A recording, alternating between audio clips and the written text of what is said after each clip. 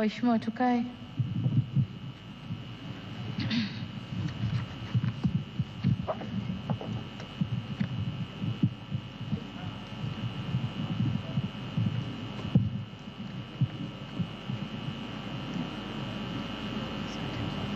Mheshimiwa Evariste Ndayishimiye, Rais wa Jamhuri ya Burundi, Mheshimiwa Hakainde Hichilema, Rais wa Jamhuri ya Zambia, Mheshimiwa Hassan Sheikh Mahmoud, Rais wa Jamhuri ya Shirikisho la Somalia, Mheshimiwa Daniel Chapo, Rais wa Jamhuri ya Msumbiji, Mheshimiwa Jenerali mstaafu Dr. CGDN Chiwenga, Makamu wa Rais wa Jamhuri ya Zimbabwe, Mheshimiwa Jessica Rose Epel, Makamu wa Rais wa Jamhuri ya Uganda, Mheshimiwa Mostradin Abdu, Rais wa Bunge la Muungano wa Visiwa vya Komoro na kiongozi mwandamizi wa pili wa dola, Mheshimiwa Profesa Kithure Kindiki, Makamu wa Rais wa Jamhuri ya Kenya, Mheshimiwa Anzuluni Isitoleketi, Waziri wa Ushirikiano wa Kikanda na mjumbe maalum wa Rais wa Jamhuri ya Muungano,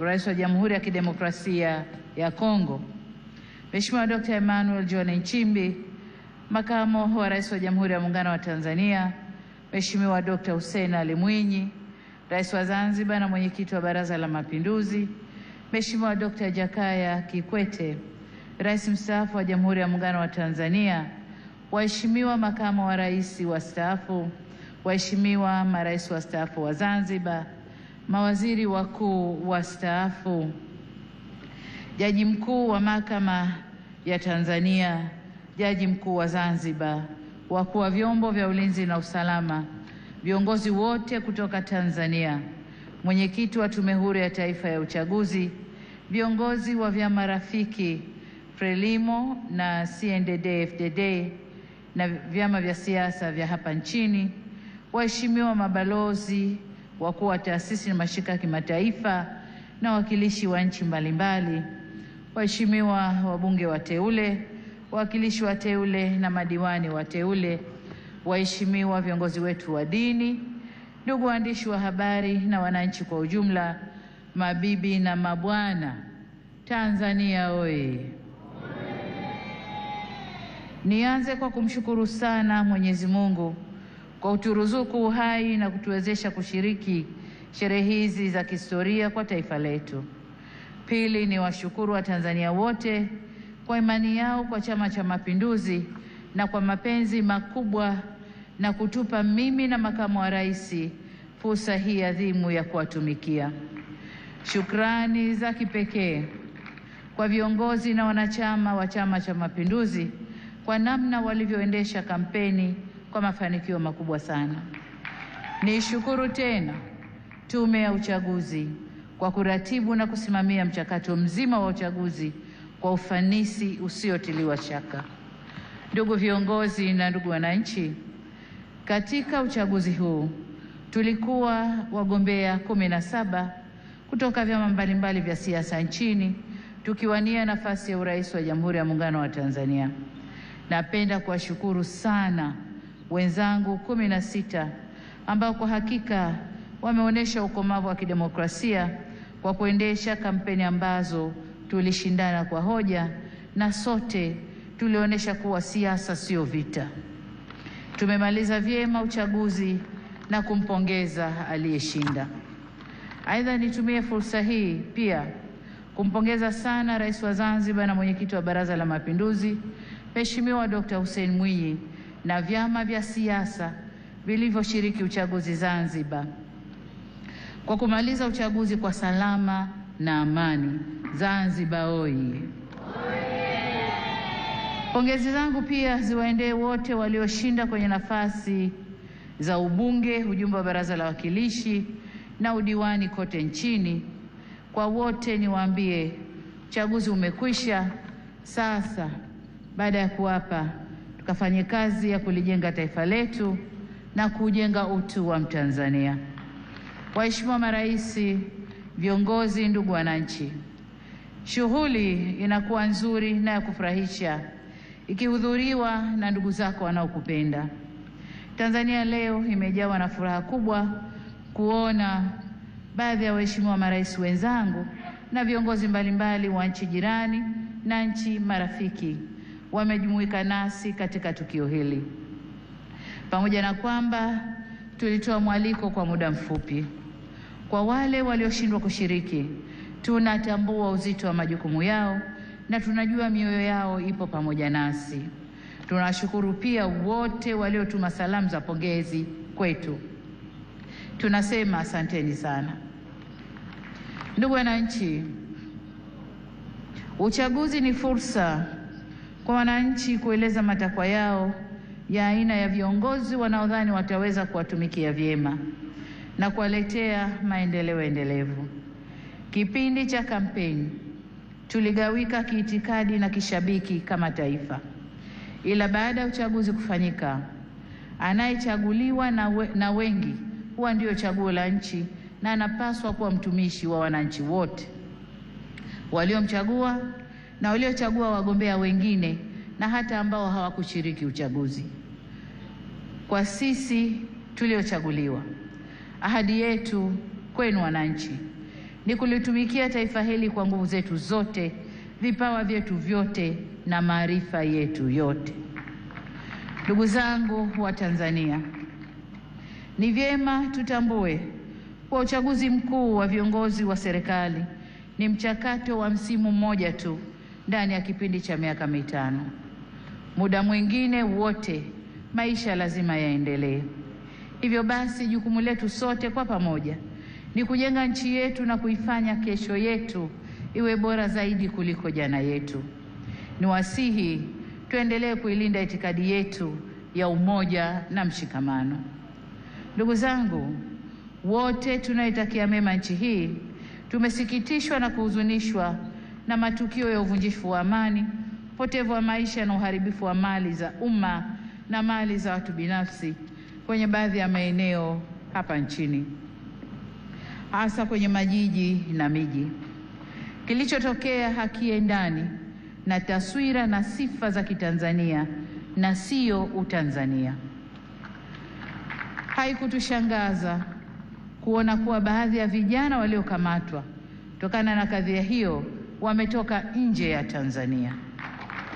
Vyombo vyetu vya ulinzi na usalama vinaendelea kufuatilia na kuchunguza kwa undani zaidi kilichotokea na kuirudisha nchi katika hali tuliyoizoea kwa haraka. Kamati ya ulinzi ya kitaifa na kamati za ulinzi za mikoa na wilaya, na wataka muhakikishe kuanzia leo maisha ya wananchi yanarejea mara moja.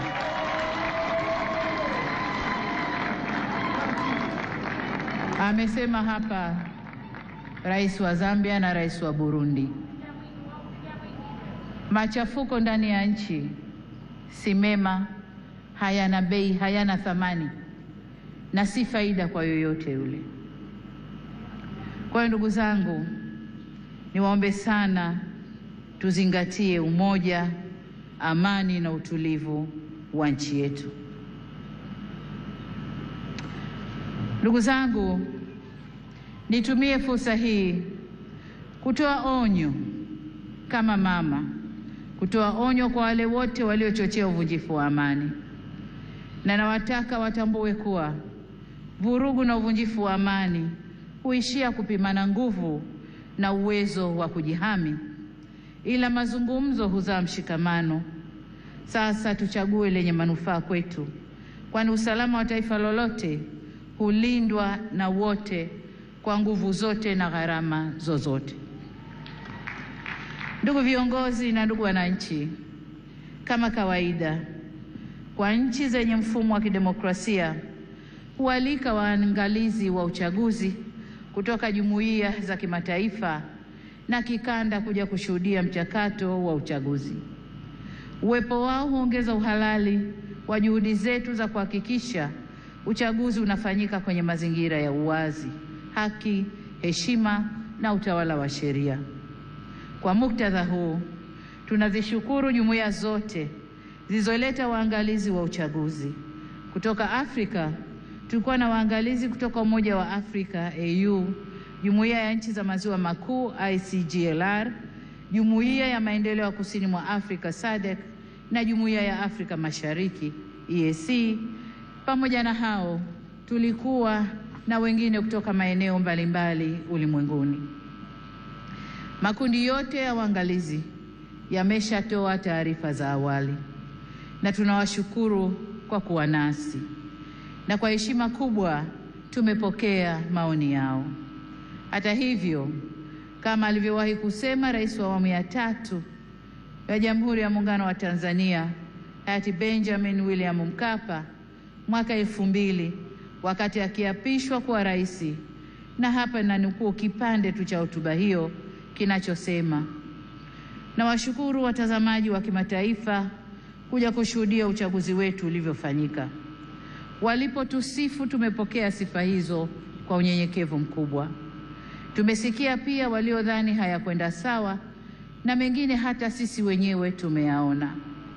Maagizo ya kutuelekeza nini cha kufanya tumeyakataa. Ushauri wao tutauzingatia ili tufanye vizuri zaidi siku zijazo. Mwisho wa kunukuu. Ndugu wananchi, sifa moja ya mwanadamu ni kutokukamilika.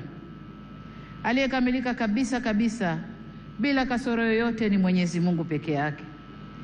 Ndio maana katika shughuli au harakati za wanadamu tunaunganishwa na mawasiliano, mazungumzo na maelewano.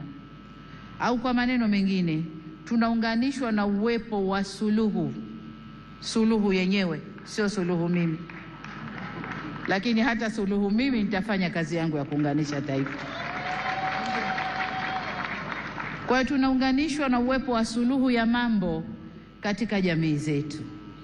Kama mnavyofahamu, katika kuliunganisha taifa, serikali ya awamu ya 6 tulianza na falsafa ya R4 inayosimamia misingi ya kuzungumza na kuelewana, kuvumiliana, kubadilishana au kubadilisha mwelekeo baada ya maelewano na kuendelea kujenga taifa letu. Tunapoendelea mbele, hatutachoka wala kurudi nyuma kwenye kusimamia yote yanayohusu kujenga umoja na mshikamano wa taifa letu. Ndugu wa Tanzania, mkusanyiko wetu leo hapa sio kwa ajili ya kuwazawadia walioshinda kwenye uchaguzi, la hasha, bali ni matakwa ya kikatiba ya kukabidhiwa dhamana ya kuwa mtumishi mkuu wa taifa katika kuleta maendeleo endelevu kwa maana ya uimara wa kiuchumi, kisiasa, kidiplomasia na kijamii. Ili tuweze kuyatimiza hayo, hatuna budi kuhakikisha tunahimizana umoja na upendo kwa nchi yetu. Tunadumisha amani na kuheshimu sheria za nchi. Kinyume cha hayo, maandamano, vurugu, uvunjifu wa amani husababisha maumivu na havileti manufaa wala faida kwa yoyote yule. Ni wasihi wa Tanzania tuchague hekima badala ya ghadhabu, busara badala ya mihemuko, upendo badala ya chuki, uvumilivu badala ya vinyongo, umoja badala ya mgawanyiko, na amani badala ya vurugu. Lakini vile vile ni wajibu wetu kuchagua unyenyekevu badala ya kiburi na huruma badala ya hasira. Taifa letu ni moja na lina nguvu zaidi kuliko mtu yoyote yule. Demokrasia haipimwi kwa nani kashinda uchaguzi, bali kwa jinsi tunavyoendesha mambo yetu baada ya uchaguzi. Tutakuwa na nguvu zaidi pale kila sauti chanya au hasi zitakaposikilizwa, kuheshimiwa na kuthaminiwa, na vile vile tunapoweza kuponya wenye maumivu. Hii si kazi ya upande mmoja wa serikali peke yake, bali ni kwa kila jumuiya za wananchi, vyama vya siasa, dini zetu na kila mwananchi. Na hapa nitumie fursa hii kuwashukuru kwa dhati ya moyo wangu viongozi wa dini waliohimiza amani na upendo katika kipindi chote cha kabla uchaguzi, wakati wa uchaguzi na sasa baada ya uchaguzi, wanavyoendelea kuhimiza amani na upendo. Ndugu zangu, nimeamua kutumia jukwaa hili leo kushukuru na kupongeza kwa kumaliza uchaguzi, kuhimiza umoja na mshikamano wa kitaifa na kusisitiza kwamba Jamhuri ya Muungano wa Tanzania kama taifa ni muhimu zaidi kuliko matakwa binafsi ya mtu yoyote. Masuala ya mwelekeo wa kazi za serikali kwa miaka 5 ijayo na ufafanuzi wa kina wa hatua zitakazochukuliwa kutekeleza dhana ya kazi na utu utatolewa katika hotuba ya uzinduzi wa Bunge la 13 la Jamhuri ya Muungano wa Tanzania.